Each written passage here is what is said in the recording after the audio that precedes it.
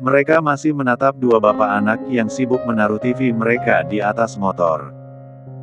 Kemudian bahkan tanpa permisi mereka berdua meninggalkan rumah Bu Marni. Via kembali berdecak kesal. Padahal TV itu kalau dijual lagi masih laku 1 jutaan lebih loh. Mereka pasti dapat untung. Gerutu Via. Mau bagaimana lagi?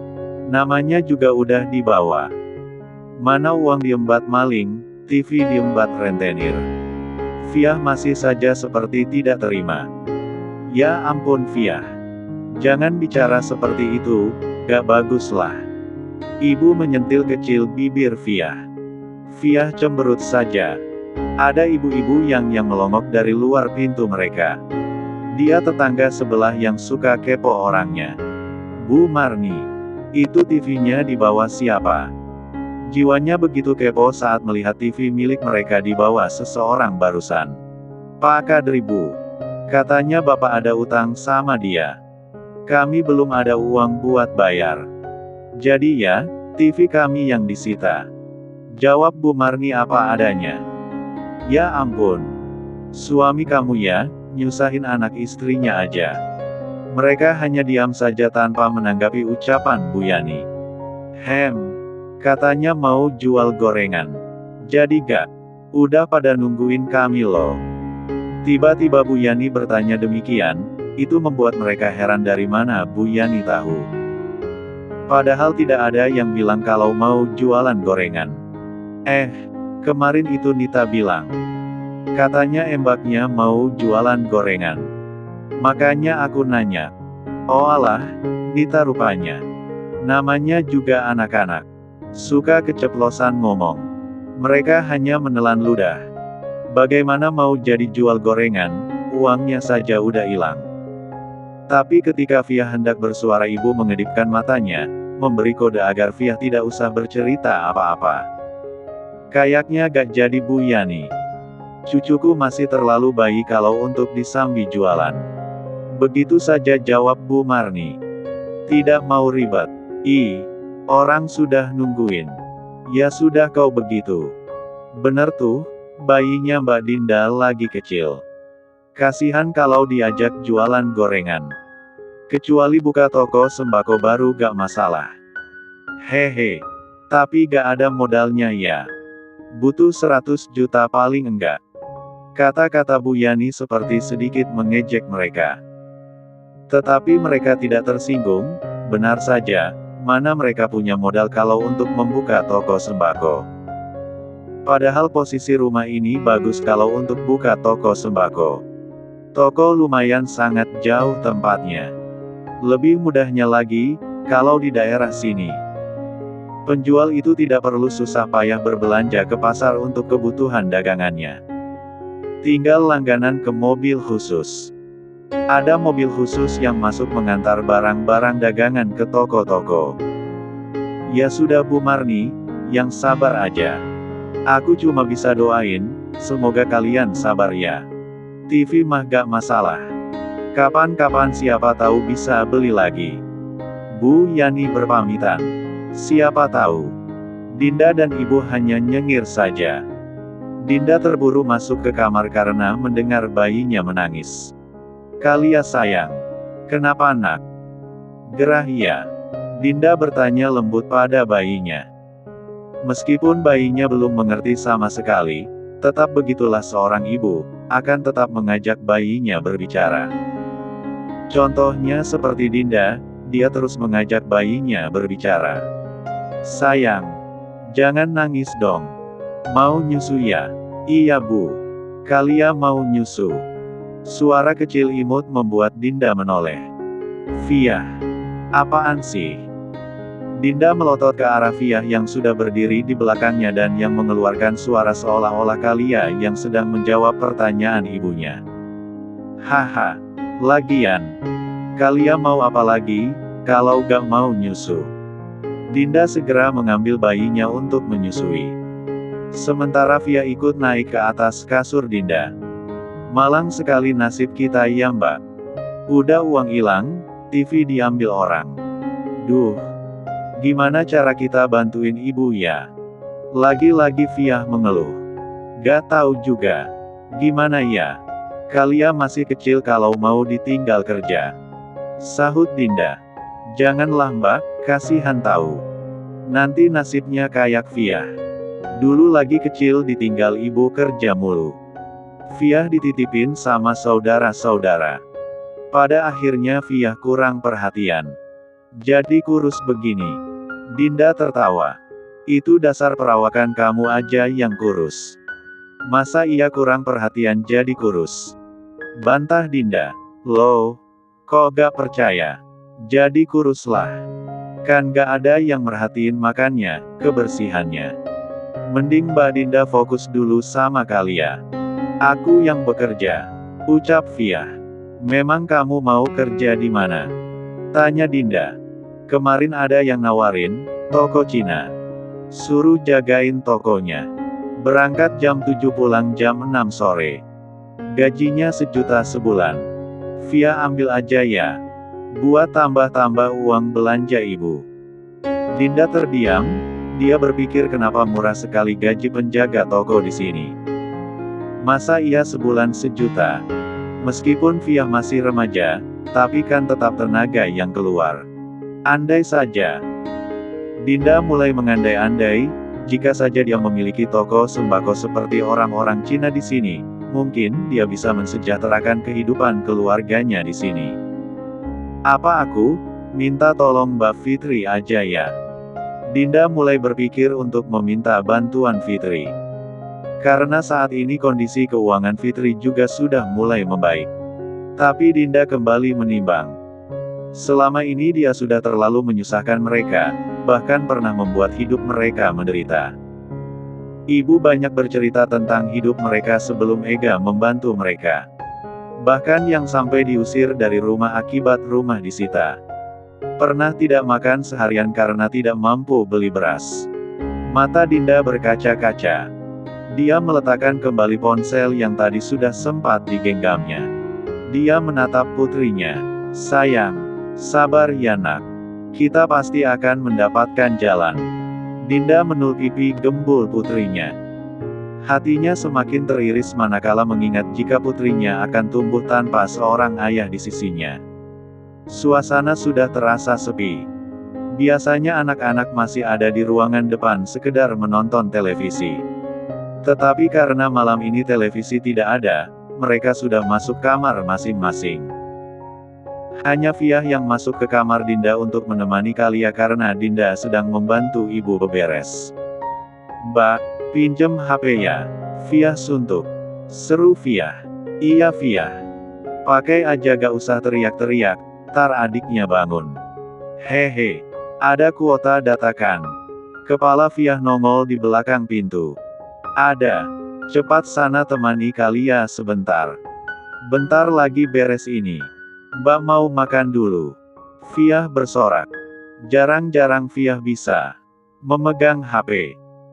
Jika anak remaja lain seusia Dinda memang sudah mayoritas memiliki HP sendiri, tetapi Fiah belum. Sebenarnya bukan Fiah tidak ingin memiliki HP sendiri seperti teman-teman sebayanya, tetapi Fiah adalah anak yang pengertian, mana mungkin dia meminta ibunya untuk membelikan HP. Untuk makan sehari-hari saja butuh perjuangan. Jikapun ingin punya HP, Fiah ingin membeli dengan uangnya sendiri, itu nanti setelah dia bisa bekerja. Fiah dengan semangat membuka aplikasi YouTube untuk menonton. Apa saja yang lewat beranda sekiranya menarik, akan dilihat oleh Fiah. Saat Fiah asyik-asyiknya menonton, tiba-tiba ada notifikasi pesan masuk. Tadinya dia tidak terlalu peduli. Tapi karena ditakut itu adalah pesan dari operator yang memberitahukan sisa kuota, pada akhirnya Fiah mengintip dahulu. Bukan. Ketika Fiah membuka pesan yang ada adalah notifikasi dari BRI Notif. Fiah langsung berlari ke dapur sambil berseru. Mbak Dinda, kok ada pesan dari BRI? Dinda menoleh. Masa sih? Iya Mbak. Halah. Paling promosi. Coba baca kalau tidak percaya. Dinda malas membaca karena keseringan banyak promosi dari link-link bank dan sebagainya. Apalagi tangannya sedang penuh dengan makanan.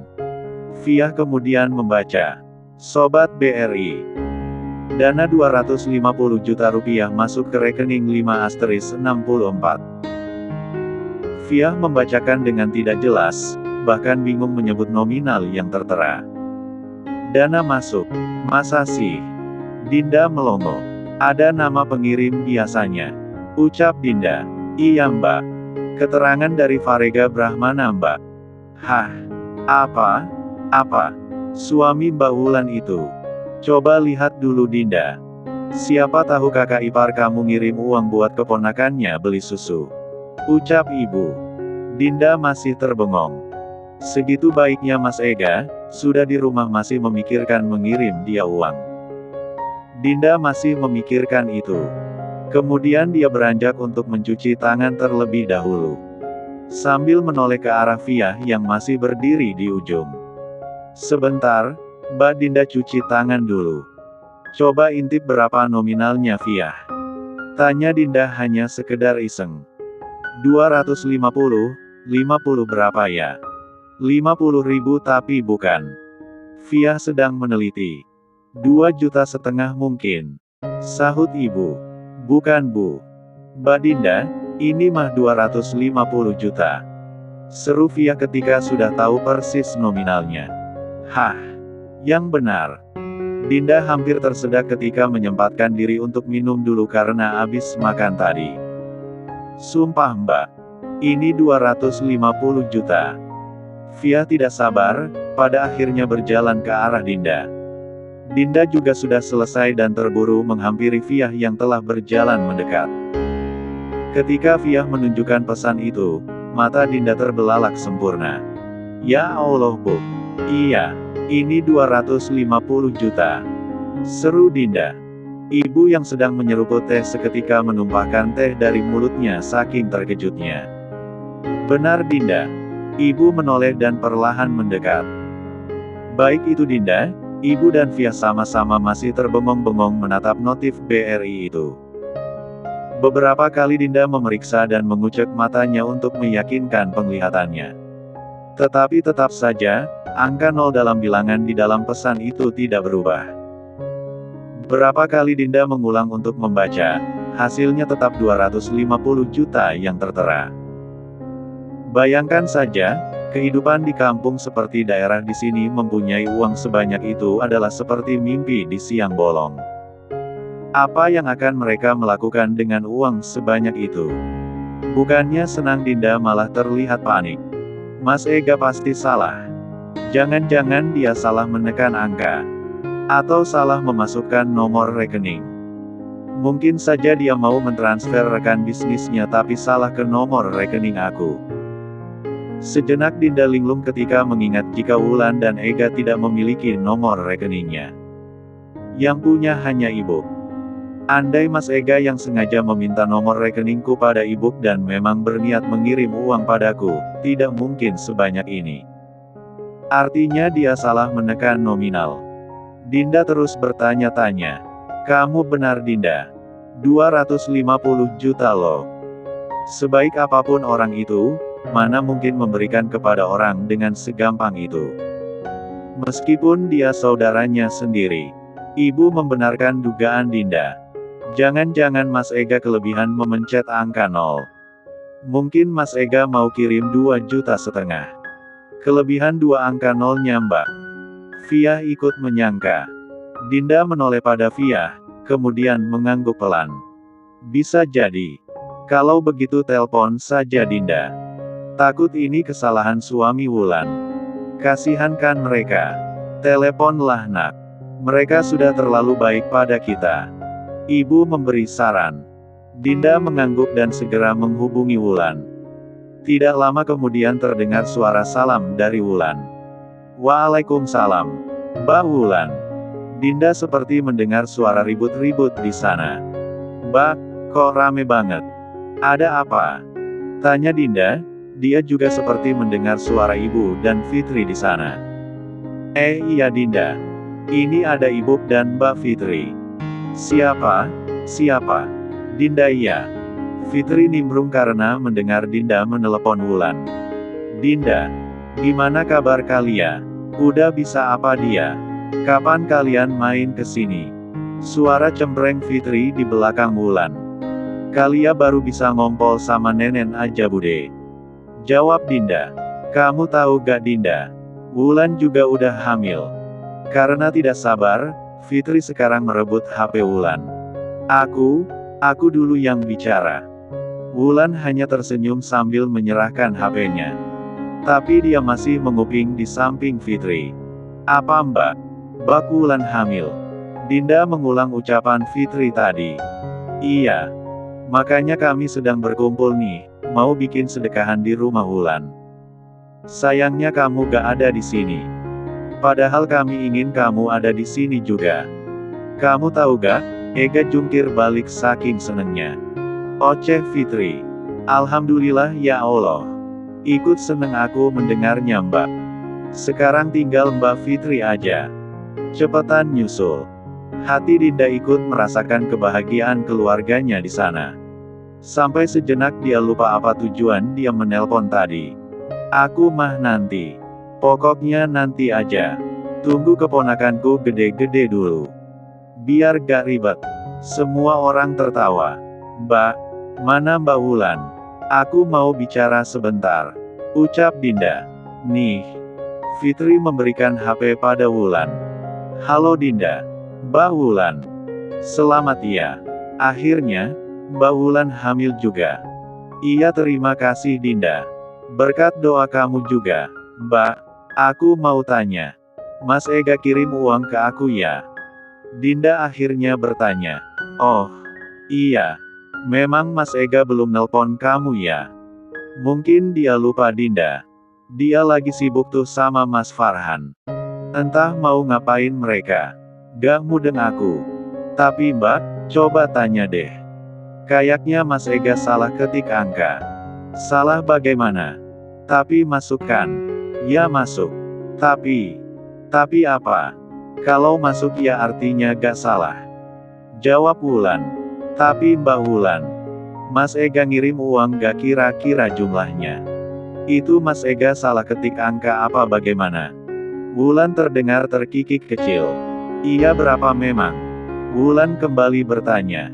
250 juta mbak. Itu banyak banget tahu. Aku sampai gemetaran ini. Coba tanya dulu. Kalau salah aku bisa kembalikan. Astaga. Hati Wulan mendadak bergetar. Adiknya ini benar-benar sudah berubah. Bahkan berpikir untuk mengembalikan uang yang jelas-jelas sudah masuk ke rekeningnya karena mengira suaminya salah dalam mengetik nominal. Mata Wulan berkaca-kaca. Dinda, itu memang milik kamu. Tadinya Mbak Fitri juga mau ikut ngirim ke kamu. Tapi Mas Ega melarang. Katanya biar dia saja, uang Mbak Fitri biar ditabung dulu. Berhubung Mas Ega sedang dapat rezeki lebih, ditambah kehamilanku ini, jadi aku dan Mas Ega sepakat mau mengirim kamu lebih.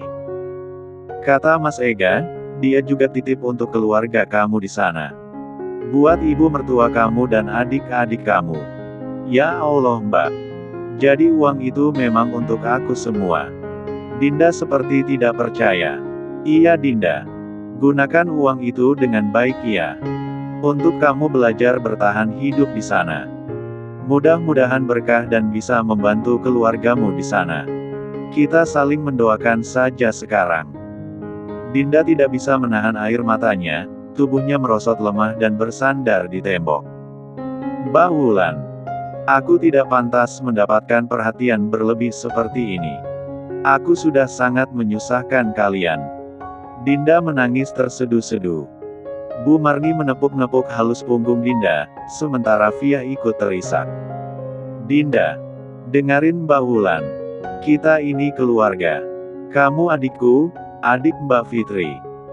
Kita semua di sini bahagia dan menjalani kehidupan yang lebih baik dari sebelumnya. Kami tidak mungkin melupakan kamu, kami terus memikirkan kamu. Kami juga ingin kamu ikut merasakan kebahagiaan kami.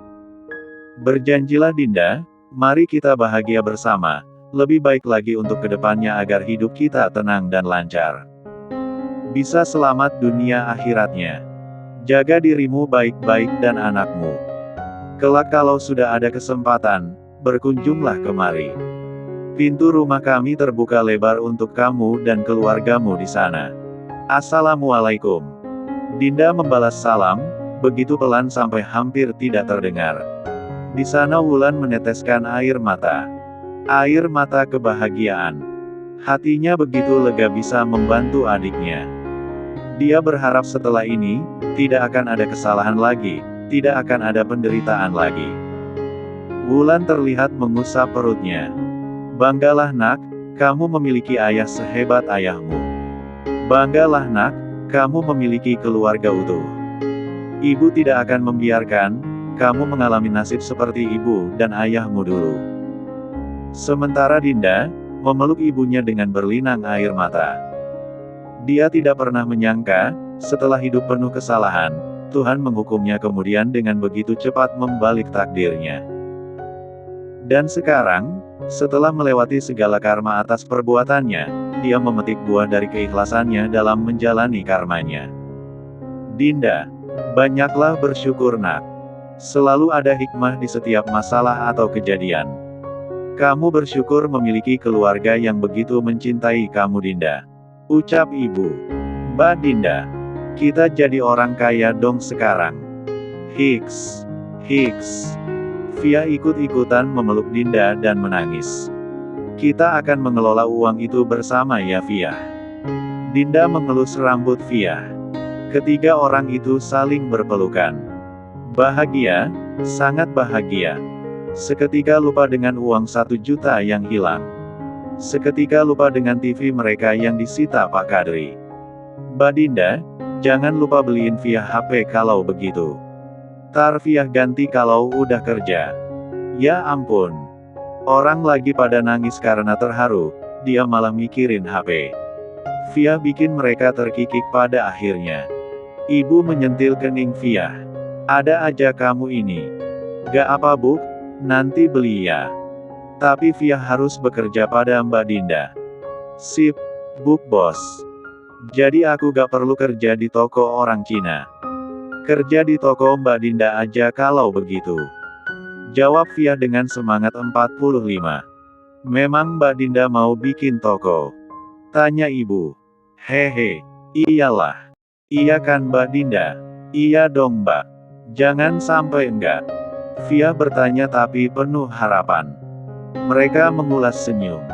Malam ini mereka benar-benar tidak dapat tidur dengan nyenyak. Bahkan membahas apa-apa yang harus mereka lakukan pada uang itu agar menjadi berkah dan berkembang. Ibu jangan bekerja dulu. Bantuin Dinda dulu ya.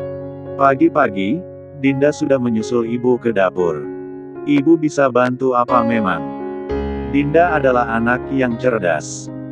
Dia pernah lulus perguruan tinggi.